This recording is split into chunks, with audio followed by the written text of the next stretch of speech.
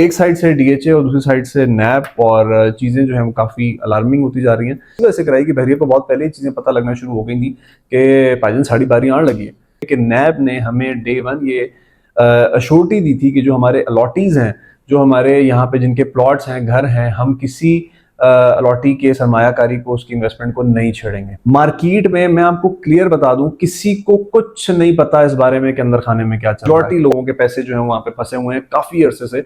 वो एक बहरिया ऑर्चर्ड है और एक बहरिया एक्सटेंशन है फेज 8। अस्सलाम वालेकुम, मेरा नाम मिर्जा जैदी है और Everox construction and real estate agency से मेरा ताल्लुक है और आप देख रहे हैं मेरा ऑफिशियल यूट्यूब चैनल। अगर आप मेरे चैनल के ऊपर नए हैं तो मेरे चैनल को सब्सक्राइब कर लें। ये एक अवामी चैनल है, आप मेरी वीडियोस को देखते भी हैं, लाइक भी करते हैं, शेयर भी करते हैं, उसके ऊपर कमेंट्स भी करते हैं, क्वेश्चंस भी करते हैं, लेकिन आप मेरे चैनल को सब्सक्राइब नहीं करते।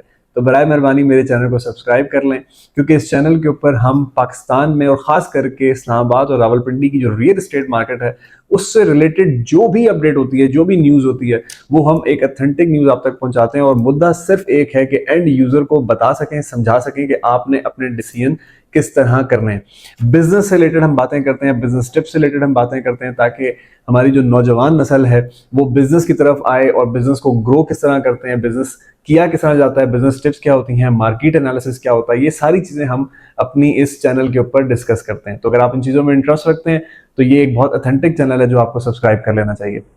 दोस्तों, एक बहुत ही गहमा गहमी है रावलपिंडी और इस्लामाबाद की रियल एस्टेट मार्केट में, और मुद्दा और जो आप कह लें कि मौजू है वो सिर्फ एक है कि डीएचए का बहरिया के साथ मुकाबला चल रहा है। हमने पिछले कुछ दिनों में देखा कि डीएचए ने बहरिया के कुछ सेक्टर्स के ऊपर अपनी दीवार लगा दी और उसके ऊपर कब्जा कर लिया। जो लोग कह रहे हैं कि जी कब्जा कर लिया, उस पर दीवार लगा दी और वो सेक्टर्स अपने एक्वायर कर लिए। अब बहुत सारे अलॉटीज़ हैं जिनके वहाँ पे प्लॉट्स हैं और जिनके वहाँ पे घर हैं, वो बहुत ज़्यादा बेचारे परेशान हैं।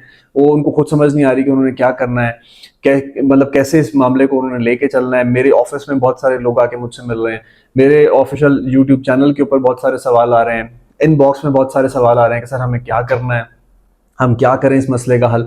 और सबसे जो इम्पोर्टेंट इस सिनेरियो में, जो ये डीएचए ने 4 सेक्टर्स के ऊपर अपनी वॉल लगाई है और ये क्लेम किया है कि जी ये लैंड हमारी है, उसमें से सबसे जो इम्पोर्टेंट 2 सेक्टर हैं जिसके बारे में बहुत सारे लोग बात कर रहे हैं, मेजॉरिटी लोगों के पैसे जो हैं वहाँ पे फंसे हुए हैं काफ़ी अरसे से, वो एक बहरिया ऑर्चर्ड है और एक बहरिया एक्सटेंशन है फेज 8।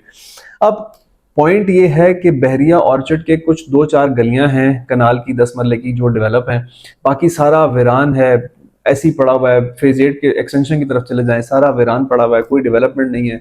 कभी उसकी फाइल्स ऊपर जाती हैं, कभी उसकी फाइल्स नीचे चली जाती हैं, और लोग इसी तरह बेचारे अपने 15-15, 18-18 साल से पैसे फंसा के बैठे हुए हैं।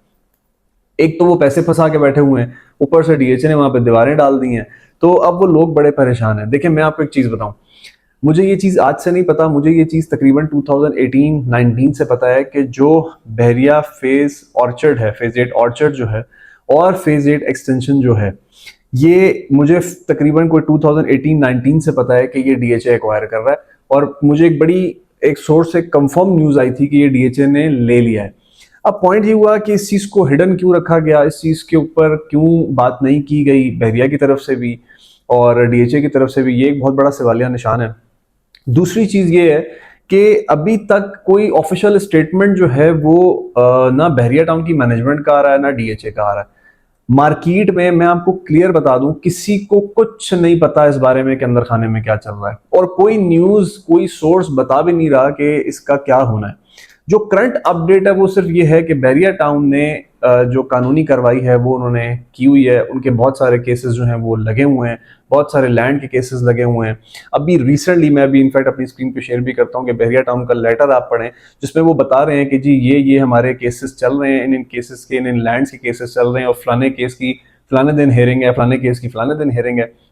और उन्होंने एक नीचे रेड लाइन में एक चीज लिखी हुई है कि नैब ने हमें डे वन ये अश्योरिटी दी थी कि जो हमारे अलॉटीज हैं, जो हमारे यहाँ पे जिनके प्लॉट्स हैं, घर हैं, हम किसी अलॉटी के सरमायाकारी को, उसकी इन्वेस्टमेंट को नहीं छेड़ेंगे। ठीक है, तो कार्रवाई एक इंडिविजुअल के ऊपर है और उस इंडिविजुअल के एहसासों के ऊपर है, और हम जो है वो किसी अलॉटी को नहीं छेड़ेंगे। तो उसको भी वो कोट कर रहे हैं कि जी ये सारी चीज़ें जो हैं हमें अश्योरिटी दी गई है कि अलॉटीज को नहीं छेड़ा जाएगा। दूसरी चीज़ देखें, लोग बहुत ज़्यादा पैनिक हैं, और आपकी इस पैनिक सिचुएशन का लोग फायदा उठाने वाले मार्केट में बहुत हैं। ठीक है, अभी आपको चोर रेट के ऊपर जो है वो लोग ऑफर करेंगे कि जी आप हमें प्लॉट देते हैं, आप हमसे प्लॉट बेच दें, अपना प्लॉट ये कर दें, ये तो डीएचए ने एक्वायर कर लिया, ये कर लिया, वो कर लिया, और आप जज्बात में आके ऐसा डिसीजन कर भी जाएंगे, मुझे बात पता है। तो 8 जुलाई को इस केस की हेयरिंग है, उसमें डीएचए ने भी आना है, बहरिया ने भी आना है। ऑब्वियसली जब अदालतों में केस जाते हैं तो अदालत जो है वो दोनों मौकिफ सुनती है और उसके बाद अदालत एक पैटर्न के ऊपर लेके चलती है केस को, तो वहां से चीजें काफी क्लियर हो जाएंगी। तो मेरा सबको ये मशवरा है, जितने भी अलॉटीज हैं, कि आप थोड़ा सा सब्र करें, ठीक है। फिर एक जो है मेरे पास क्लाइंट उन्होंने कहा जी हम अपने प्लॉट के ऊपर दीवार डालना चाहते हैं, हम दीवार कैसे डालें? देखिए, आप दीवार नहीं डाल सकते, टेक्निकली नहीं डाल सकते अपने प्लॉट के ऊपर दीवार। आपका प्लॉट डेवलप है, नॉन डेवलप है, आप दीवार नहीं लगा सकते, क्योंकि जो लैंड है वो बैरियर टाउन की है। अभी तो बैरियर टाउन यही क्लेम कर रहा है कि वो हमारी लैंड है। बैरियर टाउन ने उसको डिस्ट्रीब्यूट किया हुआ है, अलॉटमेंट लेटर्स देके प्लॉट्स को बेचा हुआ है। अब उसका एक प्रोसीजर है, आप पहले पोसेशन अप्लाई करेंगे, सर्वेयर जाएगा, वो आपके प्लॉट को सर्वे करेगा, डिमार्केशन करेगा कि जी ये आपका प्लॉट है, उसके बाद आपका मैप बनेगा, मैप बनाने के बाद आप उसके ऊपर कोई दीवार या कंस्ट्रक्शन कर सकते हैं। उससे पहले आप कोई चीज नहीं कर सकते, आपको बैरियर अलाउ नहीं करेगा। अब उससे अगला सवाल मुझसे जो मेरे क्लाइंट ने किया, उन्होंने कहा जी 4 सेक्टर्स के ऊपर डीएचए ने दीवारें मार ली हैं, तो हम क्यों नहीं मार सकते? तो मारने को दीवार आप जाएं, जाके कल मार रहे हैं अपने प्लॉट के ऊपर दीवार, लेकिन जो 4 सेक्टर्स के ऊपर दीवार लग सकती है, तो आपकी दीवार के ऊपर भी दीवार नहीं लग सकती, वहां पे भी लग सकती है। वो गली महलों के प्लॉट नहीं है कि आप दीवार लगा के अपना कब्जा शो कर लेंगे। ये एक प्रॉपर सोसाइटी का प्लॉट है, सोसाइटी की कुछ एसओपीज हैं और सोसाइटी की कुछ फॉर्मेलिटीज हैं, लीगली फॉर्मेलिटीज हैं जो आपको पहले पूरी करनी है, क्योंकि आपके नाम के ऊपर तो रजिस्ट्री इंतकाल नहीं है आपके प्लॉट की, ठीक है। ये तो बहरिया ने भी इनफैक्ट कुछ सेक्टर्स थे जिसमें सफारी वैली का सेक्टर आता है, वो उन्होंने अलाउ किया कि जी उनकी रजिस्ट्री ओपन है और उसके ऊपर आप रजिस्ट्री कराएं। बहुत सारे लोगों ने रजिस्ट्री कराई, और इसी वजह से कराई कि बहरिया को बहुत पहले ही चीजें पता लगना शुरू हो गई थी कि भाईजान साड़ी बारी आने लगी है, ठीक है। ऑन दी अदर हैंड नैब ने रिसेंटली आज की डेट में एक नोटिफिकेशन जारी कर दिया जिसमें बहरिया की कुछ प्रॉपर्टी की नीलामी की बात है, और ये चीजें बड़ी अलार्मिंग होती जा रही हैं डे बाय डे। और 7 जुलाई को उसकी ऑक्शन की डेट है। अब उसमें प्रॉपर्टीज कौन कौन सी हैं ये सुन लें। कॉर्पोरेट ऑफिस 1, कॉर्पोरेट ऑफिस 2 जो आपका फेज 2 में है, आपका अरीना सिनेमा फेज 4, इंटरनेशनल बैरिया इंटरनेशनल स्कूल फेज 4, और सफारी क्लब, ये प्रॉपर्टीज हैं जो 7 जुलाई को ऑक्शन होने जा रही हैं। नैप की तरफ से बाकायदा नोटिफिकेशन जो है वो इसका जारी कर दिया गया है।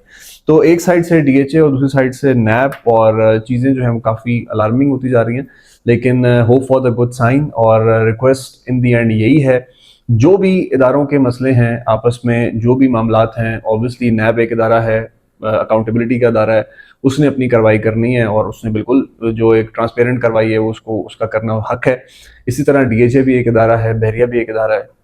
तो जो भी इन इदारों के बीच में कॉन्फ्लिक्ट है, इदारों को इस कॉन्फ्लिक्ट के बीच में एक चीज सोचना बहुत जरूरी है कि पाकिस्तान की रियल एस्टेट मार्केट में लोगों का इंटरेस्ट आहिस्ता आहिस्ता कम होता जा रहा है, लोगों का ट्रस्ट आहिस्ता आहिस्ता कम होता जा रहा है, इन्हीं सब वजूहात की वजह से, इन्हीं सब सोसाइटीज के गपलों की वजह से, फाइल सिस्टम की वजह से लोग डर गए हैं पाकिस्तान की रियल एस्टेट से, ओवरसीज आपका डर गया है। तो अगर इस तरह की चीजें होंगी इदारों के बीच में, अगर अलॉटी या इन्वेस्टर या वो लोग जिन्होंने अपनी को जमा पूंजी यहाँ पे लगाई है, वो अगर नुकसान उठाएंगे या उनको रोंदा जाएगा, तो ये एक बहुत बड़ा, मैं कहता हूँ कि रियल एस्टेट के अंदर ना ये एक बहुत बड़ा कत्ल होगा लोगों की सरमायाकारी का।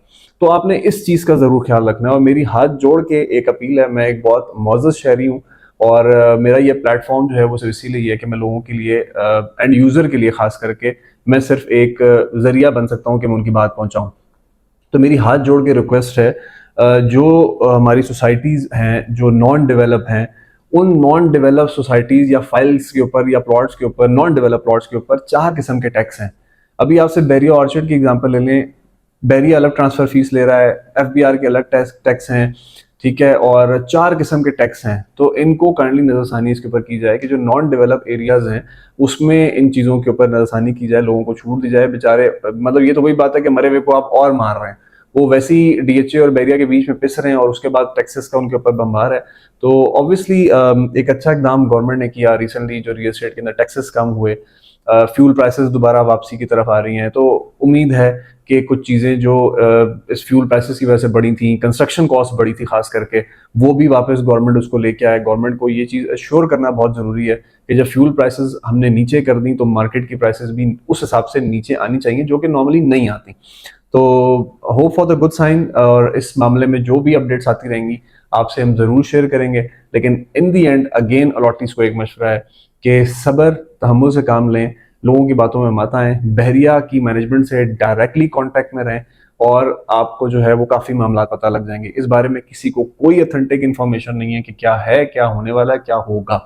अनटिल और अनलेस जब ये मामला कोर्ट में जाएगा, वहां से कुछ चीज़ें आना शुरू होंगी, फिर ये पता लगेगा कि ये मामला कब सॉर्ट आउट होता है। और अगेन मैंने जैसे पहले कहा और मैं आज भी कह रहा हूँ कि ये थोड़ा सा मामला लंबा जाएगा, इतनी जल्दी हल नहीं होगा। बहुत शुक्रिया, फी अमान अल्लाह। इंशाल्लाह अगली वीडियो में आपसे मुलाकात होगी।